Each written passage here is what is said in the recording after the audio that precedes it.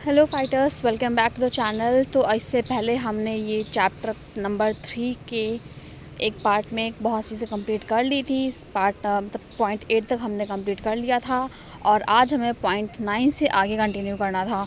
तो चलिए हम शुरू करते हैं। पॉइंट 9 है DPSP, directive principle of state policy. According to doctor BR Ambedkar, जो directive principle of state policy है, बहुत ही एक नोवेल फीचर है हमारे इंडियन कॉन्स्टिट्यूशन का। ये जो है पार्ट 4 में रखा गया है और इसमें साथ ही साथ क्या 3 ब्रॉड चीज़ों में डिवाइडेड किया गया है। कैटेगरीज हैं इसकी, सोशलिस्टिक, गांधीयन और लिबरल इंटेलेक्चुअल। जो DPSP है, हमारे डायरेक्टिव प्रिंसिपल है, इसको बनाया गया था जिससे क्या हो, आइडियल जो आइडियल है सोशल और डेमोक्रेटिक इकोनॉमिक डेमोक्रेसी, इसको प्रमोट किया जा सके।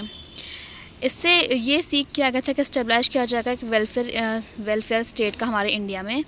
सॉरी, हालांकि जो जैसे कि फंडामेंटल राइट है उसके जैसे जो डायरेक्टिव प्रिंसिपल्स हैं ये नॉन जस्टिसेबल है नेचर में। इसका मतलब ये है कि इनके इन्फोर्समेंट के लिए कोर्ट आप नहीं जा सकते हो अगर आपके किसी डायरेक्टिव प्रिंसिपल का वायलेशन होता है तो। हालांकि इसके अलावा भी जो कॉन्स्टिट्यूशन है वो डिक्लेयर करता है, खुद से डिक्लेयर करता है कि जो प्रिंसिपल हैं एक फंडामेंटल हैं in the governance of country, और ये जो होगी स्टेट में रहने वाले लोगों की ड्यूटी होगी कि कौन से प्रिंसिपल पे लॉज बनाए गए हैं। और इस तरह से एक मॉरल ऑब्लिगेशन जो है स्टेट अथॉरिटीज़ पे इम्पोज करते हैं जिससे कि वो इनका एप्लीकेशन कर सकें। लेकिन रियल फोर्स जो है, जो कि रियल जो फोर्स है उसका जो मोटिव वो है पॉलिटिकल, मतलब कि पब्लिक ओपिनियन की तरह से। अगर मिनर्वा मिल केस की बात करें जो 1980 में हुआ था, उसमें सुप्रीम कोर्ट ने हेल्ड किया था कि जो इंडियन कॉन्स्टिट्यूशन है उसमें वो जो है एक तरह से बेडरॉक है किस्म के बीच में, वो भी बैलेंस प्रोवाइड करता है फंडामेंटल राइट्स और डायरेक्टिव प्रिंसिपल्स के बीच में। अब 10th पॉइंट बात करते हैं फंडामेंटल ड्यूटी के बारे में। तो ओरिजिनल कॉन्स्टिट्यूशन जो था उसमें फंडामेंटल ड्यूटीज़ का मेंशन नहीं किया था कि सिटीजन्स के लिए कौन सी फंडामेंटल ड्यूटीज़ हैं, लेकिन इसको जो है ऐड कर लिया गया था इंटरनल इमरजेंसी जब हुई थी 1975 से 1977 में, तब ऐड किया था by the 42nd constitution amendment act of 1976। वो भी रिकमेंडेशन किसकी थी? स्वर्ण सिंह कमेटी की। जो 86 कॉन्स्टिट्यूशन अमेंडमेंट एक्ट है, एक्ट ऑफ 2002 है, उसने एक और फंडामेंटल ड्यूटी को जो है ऐड कर लिया। अब जो पार्ट 4A है हमारे कॉन्स्टिट्यूशन का, जिसमें केवल एक ही आर्टिकल है 51A, वो स्पेसिफाई करता है 11 फंडामेंटल ड्यूटीज़ को। वो क्या क्या हैं? To respect the constitution, national flag and national anthem, to protect the sovereignty, unity and integrity of the country, to import the spirit of common brotherhood amongst the people, to preserve the rich heritage of our composition culture and so on. जो fundamental duties हैं वो एक तरह से reminders है citizens के लिए कि अगर वो कुछ राइट्स एंजॉय कर रहे हैं तो उनके पास कुछ ना कुछ ड्यूटीज़ भी हैं अपनी कंट्री के लिए जो उन्हें सर्व करनी होती हैं, जिससे कि कहो पूरी सोसाइटी में एक फेलोशिप जो है बनी रहे। इसी तरह से जो डायरेक्टिव प्रिंसिपल है वो भी एक तरह की ड्यूटीज़ ही हैं, लेकिन जो कि नॉन जस्टिसेबल है नेचर में। सेकुलर स्टेट की बात करते हैं, 11th पॉइंट है। जो कॉन्स्टिट्यूशन हमारा इंडिया है वो स्टैंड करता है एक सेकुलर स्टेट के लिए है। इसका मतलब ये है कि हमारा जो कंट्री है या फिर जो इंडियन स्टेट है किसी पर्टिकुलर एक रिलीजन को होल्ड नहीं करता है एज अ ऑफिशियल रिलीजन। कुछ प्रोविजंस दिए गए हमारे कॉन्स्टिट्यूशन में जिससे कि रिवील हो सके जो हमारा इंडियन स्टेट है वो एक सेकुलर कैरेक्टर का ही है। तो पहला पॉइंट गिवन है, जो टर्म सेकुलर है वो ऐड किया गया था प्रियम्बल में, वो भी कब? 42nd constitution amendment act of 1976 के द्वारा। जो प्रियम्बल है वो सिक्योर करता है सभी सिटीजन्स की लिबर्टी ऑफ बिलीफ, फेथ और वर्शिप को। स्टेट जो है किसी भी पर्सन की इक्वलिटी बिफोर लॉ या फिर इक्वल प्रोटेक्शन ऑफ लॉ को डिनाई नहीं कर सकती है। स्टेट जो है किसी भी तरह का डिस्क्रिमिनेशन नहीं करेगी किसी सिटीजन्स के साथ on the ground of religion. जो इक्वलिटी ऑफ अपॉर्चुनिटी है वो सारे सिटीजन्स के लिए एक तरह का मैटर ऑफ पब्लिक एम्प्लॉयमेंट होगा, जो कि आर्टिकल 16 है। सारे पर्सन जो है इक्वली इंटाइटल्ड होंगे freedom of consciences and right to freely profess, practice and propagate and any religion, article 25। हर एक रिलीजन जो है वो डोमिनेट करेगा किसी भी सेक्शन में जहाँ पे क्या होगा, और किसी भी सेक्शन में और उसको राइट होगा कि अपने रिलीजियस अफेयर को मैनेज कर सके, जो कि आर्टिकल 26 है। कोई भी पर्सन को कंपेल नहीं किया जाएगा कि वो अपने रिलीजन प्रैक्टिसेस को प्रमोट करने के लिए किसी भी तरह का टैक्स पे करे, जो कि आर्टिकल 27 है। कोई भी रिलीजन इंस्ट्रक्शन जो है वो किसी भी एजुकेशन इंस्टीट्यूट में प्रोवाइड नहीं किए जाएंगे अगर वो स्टेट के द्वारा रन किया जाता है, मतलब आर्टिकल 28 के बारे में बात की गई है। कोई भी सेक्शन जो है हमारे सिटीजन्स के लिए उनको इस बात का राइट होगा कि वो अपने डिस्टिंक्ट जो भी लैंग्वेज है, स्क्रिप्ट और कल्चर है उसको प्रिजर्व कर सके, कंजर्व कर सके। ये आर्टिकल 29 कहता है।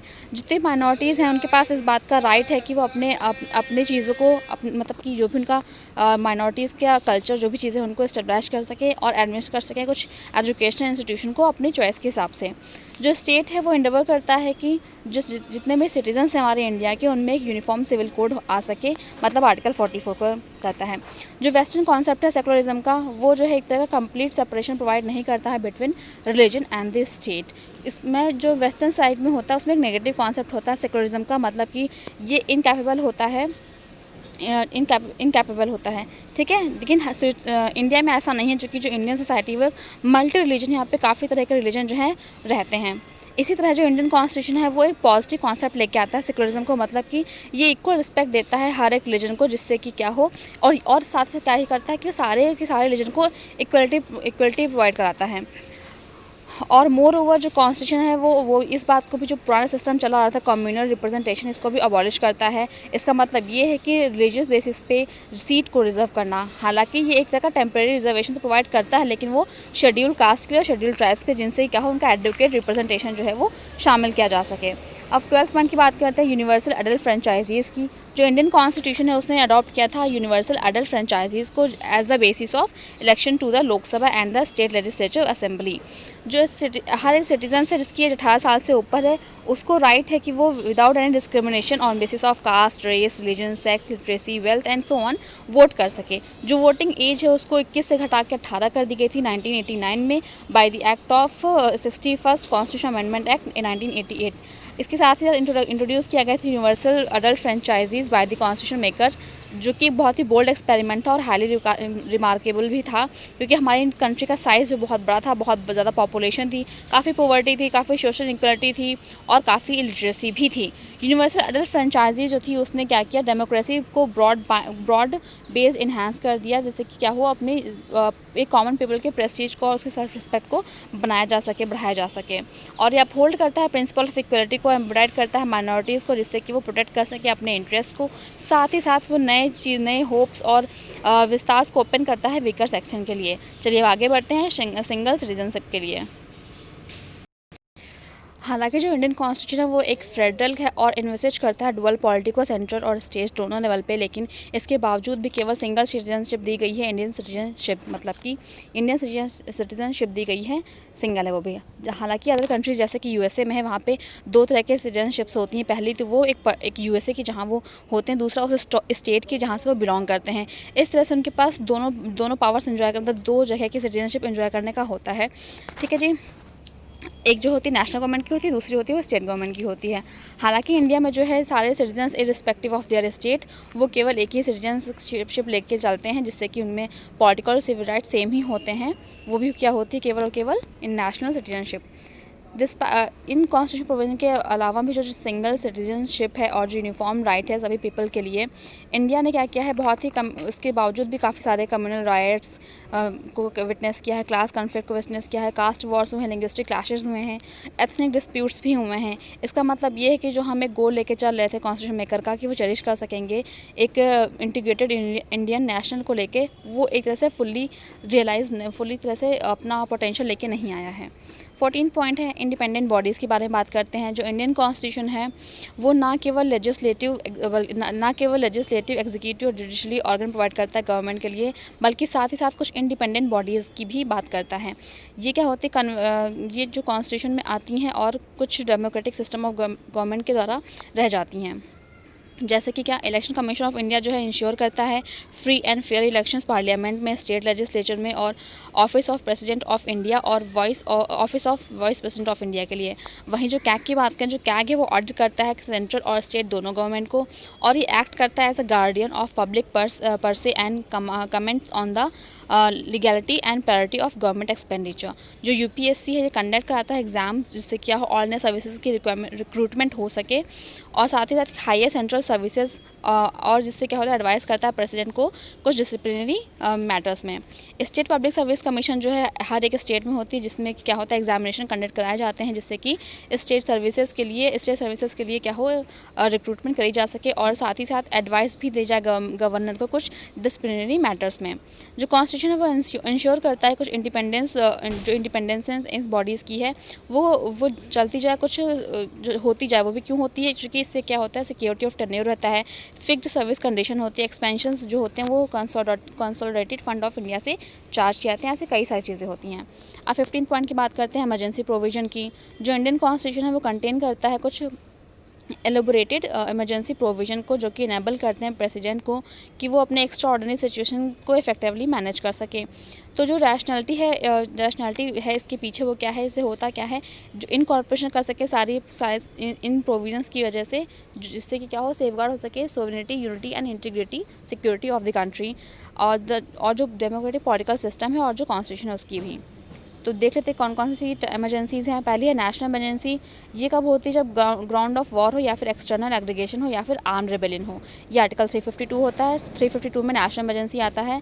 अब आर्टिकल 356 में आता है स्टेट इमरजेंसी, जिसको हम प्रेसिडेंट रूल भी कहते हैं। अगर जो प्रेसिडेंट रूल होता है वो जब लगाया जाता है, जब क्या होता है कॉन्स्टिट्यूशन मशीनरी जो है स्टेट की वो फेल हो जाती है, तब आर्टिकल 356 आता है। और वहीं पे अगर पूरा का पूरा सेंटर या फिर जब जो स्टेट है वो सेंटर के डायरेक्शंस मानने को मना कर देता है, फिर फेल हो जाता है, तब उस टाइम पे जो प्रेसिडेंट रूल लगता है वो अंडर आर्टिकल 365 लगता है। फाइनेंशियल इमरजेंसी जो लगती है वो तब लगती है जब हमारे कंट्री में या फिर किसी कंट्री में फाइनेंशियल अनस्टेबिलिटी होती है। ये आर्टिकल 360 के अंडर आती है। अब इमरजेंसी के टाइम पे क्या होता है, जो सेंट्रल गवर्नमेंट होता है वो एक ऑल पावरफुल बॉडी बन जाती है, और जो टोटल कंट्रोल है वो सेंटर के अंदर ही आ जाता है, मतलब स्टेट का पावर भी सेंटर के अंदर आ जाता है। इस तरह से जो फेडरल स्ट्रक्चर है हमारा वो यूनिटरी में कन्वर्ट हो जाता है, बिना किसी फॉर्मल अमेंडमेंट के, जिसको कॉन्स्टिट्यूशन बनाना ज़रूरी नहीं भी होता है। इस तरह का जो ट्रांसफॉर्मेशन है पॉलिटिकल सिस्टम में फ्रॉम फेडरल टू यूनिटरी, काफ़ी यूनिक फीचर है हमारे इंडियन कॉन्स्टिट्यूशन का। अब 16 पॉइंट है 3 टियर गवर्नमेंट की बात करें तो ओरिजिनली जो है इंडियन कॉन्स्टिट्यूशन में जैसे कि बाकी सारे फेडरल कॉन्स्टिट्यूशन हैं, डुअल पॉलिटी को लाया गया था और कंटेन किए गए थे कुछ प्रोविजन, जिसके तहत क्या हुआ कुछ पावर्स जो है सेंटर और स्टेट में लाई जा सकें। लेकिन बाद में क्या हुआ 73rd और 74th कॉन्स्टिट्यूशन अमेंडमेंट एक्ट आया 1992 में, और इसने क्या किया, एक 3 टियर गवर्नमेंट को ऐड किया, मतलब कि लोकल लेवल पे, जिसको किसी और कॉन्स्टिट्यूशन में नहीं पाया जाता है वर्ल्ड के। जो 73rd अमेंडमेंट एक्ट है 1992 का, वो कॉन्स्टिट्यूशन रिकॉग्निशन देता है पंचायत्स को, जो कि लोकल गवर्नमेंट्स होती हैं, जिसमें और किस तरह से जाती है, क्योंकि इसमें ऐड किया गया था पार्ट 9 और एक नया शेड्यूल ऐड किया था शेड्यूल 11। इसी के साथ जो 74th कॉन्स्टिट्यूशन अमेंडमेंट एक्ट था 1992 का, वो कॉन्स्टिट्यूशन रिकॉग्निशन देता है म्यूनिसिपैलिटीज़ को, जो कि अर्बन लोकल गवर्नमेंट होती हैं, और ये लाया गया था बाय एडिंग पार्ट 19A और schedule 12 of in the constitution. कुछ कॉर्पोरेटिव बॉडी सोसाइटीज़ की बात करते हैं। जो 97th कॉन्स्टिट्यूशन अमेंडमेंट एक्ट था 2011 का, ये कॉन्स्टिट्यूशन स्टेटस देता है और प्रोटेक्शन देता है कोऑपरेटिव सोसाइटीज़ को। इस कॉन्टेक्स्ट में कुछ 3 चेंजेस किए गए थे कॉन्स्टिट्यूशन में, देखते हैं। पहला क्या आ गया था, इसने एक राइट बनाया जिससे कि क्या हो कोऑपरेटिव सोसाइटीज़ को हम फॉर्म कर सकें और उनको फंडामेंटल राइट दिया जा सके। आर्टिकल 19 में रखा गया इसको। इसने इंक्लूड किया directive principle of state policy, जिससे क्या हो प्रमोशन हो सके कोऑपरेटिव सोसाइटीज़ को। Article 43B। इसने एक नया पार्ट 19B को ऐड किया कॉन्स्टिट्यूशन में, जो कि एंटाइटल करता है as cooperative societies article 243ZH से आर्टिकल 243ZT तक। एक नया पार्ट 19B जो कंटेन करता है वेरियस प्रोविजन को, जिससे कि इंश्योर हो सके जो कोऑपरेटिव सोसाइटीज़ हमारे कंट्री में वो फंक्शन करेंगी as a democratic, professional, autonomous and economical sound के मैटर में। ये और साथ ही साथ ये पार्लियामेंट को इसलिए भी एम्पावर करता है कि जिससे मल्टी स्टेट कोऑपरेटिव सोसाइटीज़ जो है बन सके, और स्टेट लेजिस्लेचर जो इस रिस्पेक्ट में है अदर कोऑपरेटिव सोसाइटीज़ को बनाने के लिए अप्रोप्रिएट लॉज लेके आए। अब कुछ क्रिटिसिज्म देख लेते हैं हम। जो कॉन्स्टिट्यूशन इंडिया का है उसको फ्रेम किया गया था, अडॉप्ट किया था कॉन्स्टिट्यूशन असेंबली ऑफ इंडिया में, हालांकि इससे कुछ क्रिटिसिज्म भी हैं। पहला, ये बॉरोड कॉन्स्टिट्यूशन है। क्रिटिक्स का मानना है कि जो इंडियन कॉन्स्टिट्यूशन है उसमें कुछ भी नया नहीं है और कुछ भी ओरिजिनल नहीं है। ये एक तरह से बॉरोड कॉन्स्टिट्यूशन या फिर इसको बैग ऑफ बोरोइंग भी कहते हैं, या फिर इसको हॉच पॉच कॉन्स्टिट्यूशन या फिर पैच वर्क कॉन्स्टिट्यूशन भी कहते हैं। इसमें कि सेवरल डॉक्यूमेंट्स लाए गए थे वर्ल्ड से और फिर इनको मिला के कॉन्स्टिट्यूशन बनाया गया था।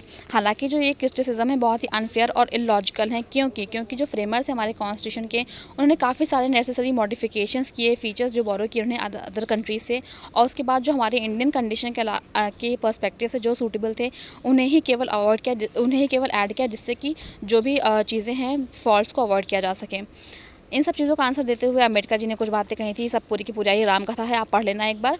सेकंड पॉइंट है a carbon copy of the 1935 act. The critics का कहना है कि जो फ्रेमर्स हमारे इंडियन कॉन्स्टिट्यूशन के उन्होंने बहुत ही लार्ज नंबर में government of India act of 1935 के प्रोविजंस को है जो इंडियन कॉन्स्टिट्यूशन में ऐड किया है।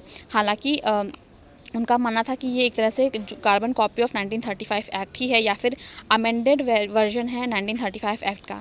एग्जाम्पल में फिर से वही किसी ने कुछ कहा है, उनके आंसर में किसी ने कुछ कहा है।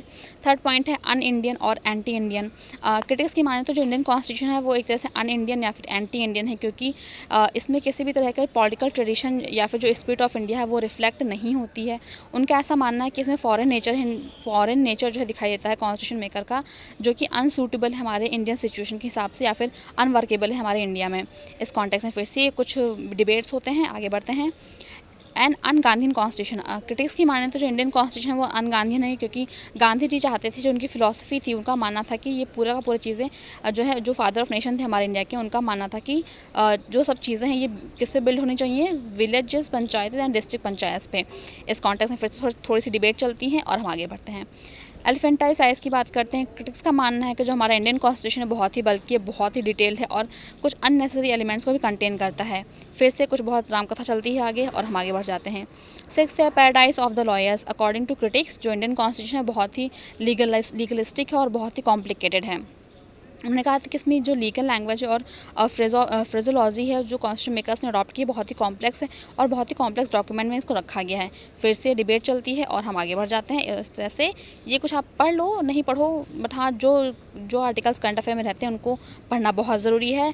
तो इस तरह से ये हमारा चैप्टर जो है कंप्लीट हो गया है। अब आगे हम बात करेंगे नया चैप्टर की, और जो नया चैप्टर है वो है हमारा प्रियम्बल ऑफ द कॉन्स्टिट्यूशन। तब तक के लिए bye bye, and I am still waiting for your suggestion, your comments.